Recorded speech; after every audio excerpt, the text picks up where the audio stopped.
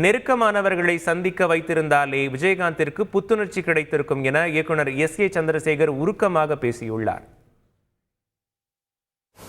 ஒரு சகோதரனா ஒரு கூட பிறக்காத ஒரு குறைதானே தவிர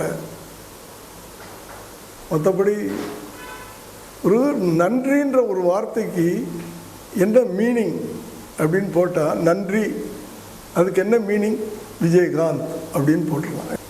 எவ்வளோ பெரிய கோவக்காரன், எவ்வளோ பெரிய தைரியமானவன், 10 பேரை சினிமாவில் மாத்திரம் எல்லாம் ரியலாகவே தூக்கி அடித்து போடக்கூடிய ஒரு கேரக்டர் அந்த கேரக்டர். பட் என்கிட்ட பொட்டி போம்பா இருப்பார். நான் என்ன சத்தம் போட்டாலும் அப்படியே போயிடுவார். அந்த மரியாதை, அந்த நன்றி, எங்கே போனாலும் எங்கள் குரு அப்படிப்பார். எங்கள் டைரக்டர் அவர் யாரையும் எங்கள் டைரக்டர்னு சொல்ல மாட்டார். ஒருத்தனை தான் சொல்லுவார், எங்கள் டைரக்டர் வர்றார் அப்படின்ட்டு. அப்படியாப்பட்டவர் ரொம்ப ரொம்ப ரொம்ப ஃபீலிங்காக இருக்குது. அவர் தனக்காக வாழல, கடைசி வரைக்கும்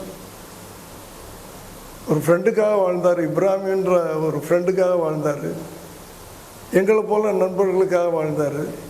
கல்யாணம் ஆனவனும் குடும்பத்துக்காக வாழ்ந்தார். அதுக்கப்புறம் மக்களுக்காக வாழணும்னு முடிவெடுத்த அரசியல்வாதியானார். இப்போ அத்தனை பேர் மக்கள் மனசுலேயே அப்படியே இப்போ வாழ்ந்துகிட்டு இருக்கார். கடைசி சந்திப்பு ரொம்ப 2 வருஷத்துக்கு முன்னாடி பார்த்தது. அது ரொம்ப என்னை பார்த்தோன்னா அவரால் எந்திரிக்க முடியல. ஆனால் எந்திரிக்கணும்னு ஆசைப்படுறாரு பாருங்க. எந்திரிக்கணும்னு ஆசைப்பட்டார். நான் உட்கார்ந்து கட்டி பிடிச்சிக்கிட்டு அவர் அழுக, நான் அழுக. அவருக்கு நெருக்கமானவங்களாம் அடிக்கடி அவரை பார்க்க வச்சுருந்தாவே அவர் திரும்பவும் அவருக்கு பழைய எனர்ஜி வந்திருக்கும் அப்படின்னு நான் நம்பினேன். அதுக்காகவே அவங்ககிட்ட கேட்பேன், நான் பார்க்குறதுக்கு வாய்ப்பு கொடுங்க.